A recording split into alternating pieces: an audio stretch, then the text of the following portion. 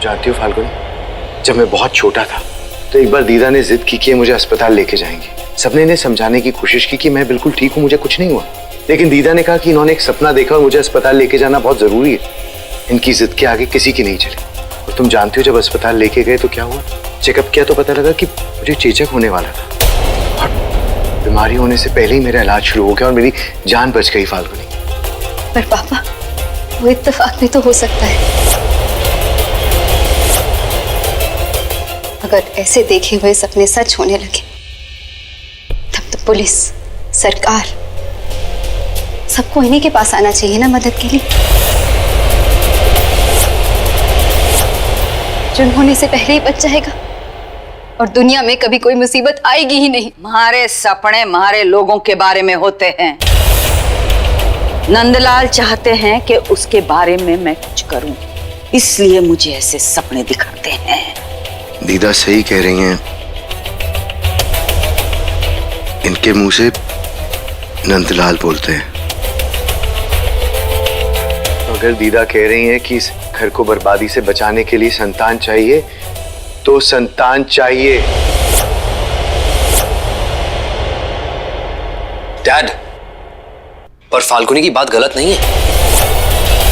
अगर इस घर पे मुसीबत आने वाली है ये समझ के हम किसी एक को सजा क्यों दें?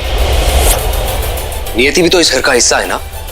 और अगर बीमारी पूरे शरीर में फैली है तो किसी एक हिस्से को चोट क्यों पहुंचाए? जब शरीर का एक हिस्सा बीमार हो जाता है तो उसे काटना पड़े।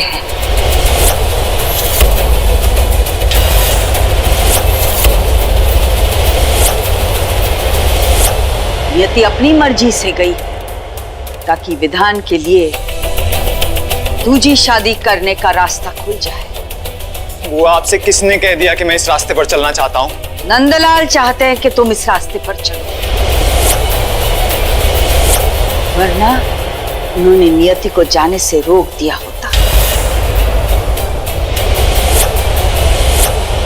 ये मत भूल कि बिना ऊपर वाली की मर्जी से पत्ता भी ना हिले।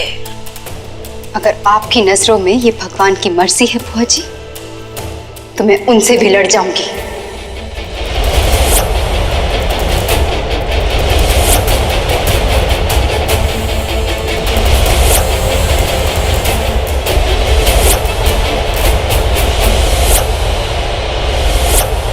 बचपन से मैंने बड़ों का आदर करना सीखा है, लेकिन अगर अपनों के साथ अन्याय हो तो उस अन्याय करने वाले के खिलाफ खड़ा होना पड़ता है, चाहे फिर वो उम्र में बड़ा ही क्यों ना।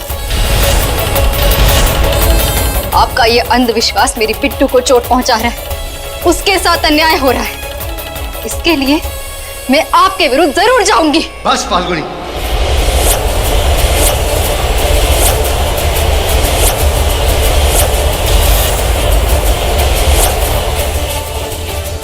अपनी बहन के चले जाने के गम में लगता है फाल्गुनी अपनी तमीज भूल गई है। सुयश, इसे यहाँ से लेके जाओ और इसे समझा दो कि इसने इस घर के लिए जो कुछ भी किया है वो एक तरफ है, लेकिन वो मेरी दीदा से बढ़ के नहीं है। पर डैड, सुयश, इस घर में कोई भी मेरे साथ बदतमीजी करेगा और तुम खड़े होकर देखते रहोगे। बदतमीजी कोई नहीं कर रहा है। फाल्गुनी बुआ जी को गलत नहीं ठहरा रही है। फर्क सिर्फ इतना है कि ये बुआ जी को उनके सपने पे विश्वास है और फाल्गुनी को नहीं है।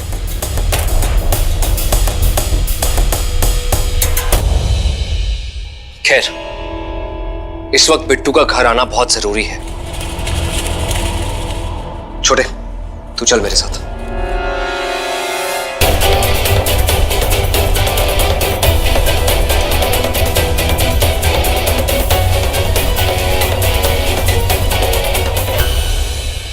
मैंने कभी बच्चे के लिए जिद नहीं की, कभी मजबूर नहीं किया उसे, फिर भी मुझे छोड़ के चली गई। एक बार मुझसे बात तो कर सकती थी, अकेले ही फैसला ले लिया। अंति से सोचने की कोशिश कर। वो मजबूर थी इसलिए उसने ऐसा फैसला लिया। वो कहाँ जा सकती है? किसी मंदिर, किसी दोस्त के घर, कहीं तो जाएगी। मैं जानती हूँ कहाँ जा सकती है। कहाँ भाभी माँ? राधा जी की पोल, हमारे पुराने घर।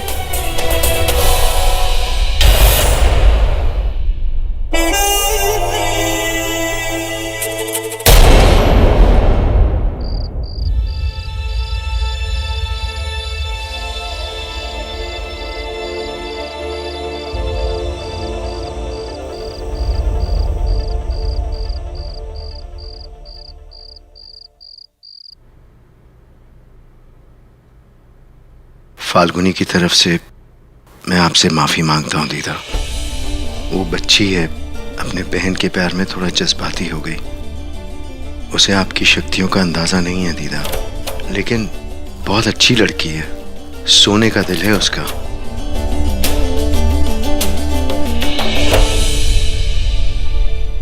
वो जैसी भी है,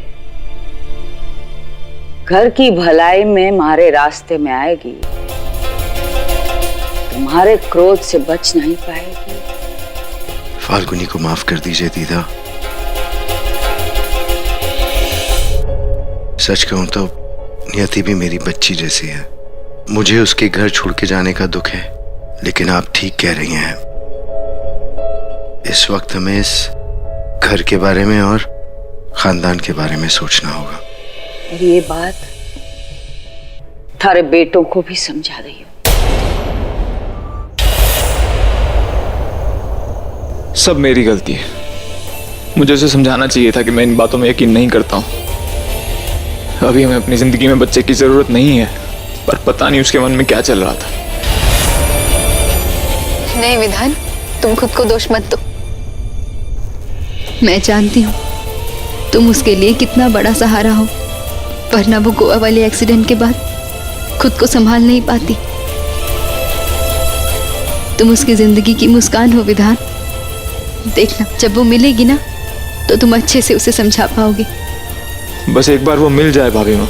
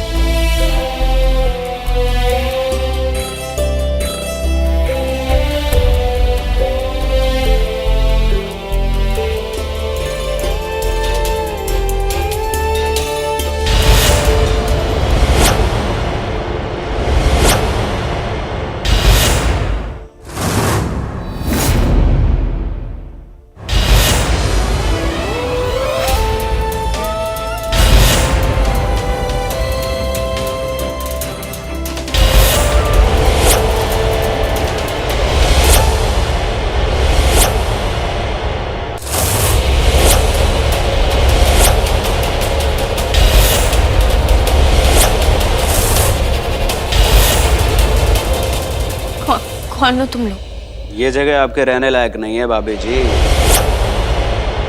हम आपको यहाँ से एक महफूज जगह ले जाने आए हैं।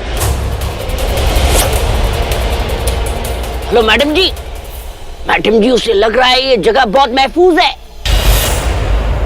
मैडम जी, ये चाल चली है आपने। नियति भागी अपनी मर्जी से, मिलेगी आपकी मर्जी से। अब काम मैंने जैसा कहा है वैसा ही होना चाहिए, और जल्दी से निकलो वहां से, इसके पहले कि सुयश, विधान और फाल्गुनी वहां पहुंच जाए। बस हमारे आदमी बाहर आते ही होंगे। चलिए भाभी जी, मैंने कहा चलिए।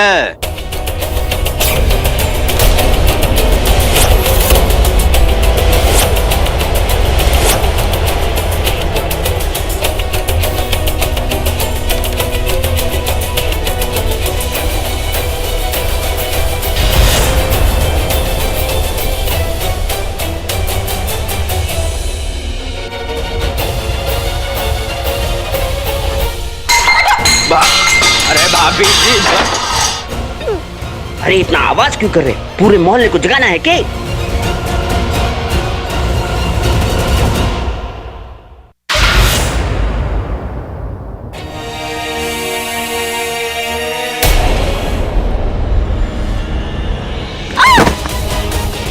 छोड़ो, छोड़ो मुझे।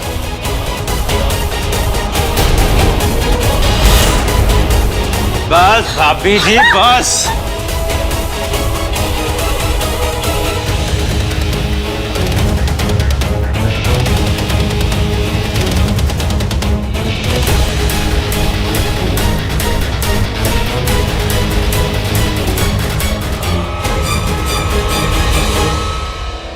मैडम जी, काम हो गया है, टेम्पो निकल रही हो है। स्टार्ट कर।